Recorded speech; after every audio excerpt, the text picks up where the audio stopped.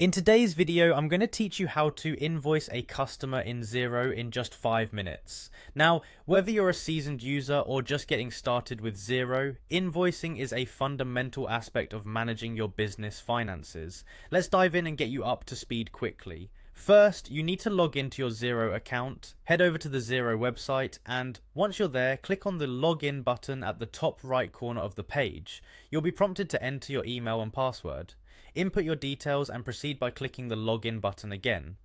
If you're dealing with multiple organizations within Xero, ensure you've chosen the right one for which you need to create an invoice. Once logged in, you'll land on your dashboard. This is your command center where you'll have an overview of all your business activities. From the dashboard, navigate to the business menu located on the main navigation bar, click on it, and then select invoices from the drop-down list. This section is where you'll manage all invoicing activities. Now that you are in the invoices section, look for and click on new invoice to start creating a new invoice for your customer. A form will appear and it's time to fill in the details. Begin with selecting the contact for this invoice. You can either choose an existing contact from your list or create a new one if it's a new customer. This ensures all the recipient details are perfectly in place. Next, it's important to set the invoice issue date and the due date, helping both you and your customer stay on track with payment timelines. Following this, you will need to enter an invoice number. This number is critical for record keeping and tracking payments. You might already have a system in place, but if not, Xero automatically assigns a sequential number. Now fill out the item and description fields. When you provide detailed, clear descriptions of services or products, it's easier for your customers to understand what they're being billed for.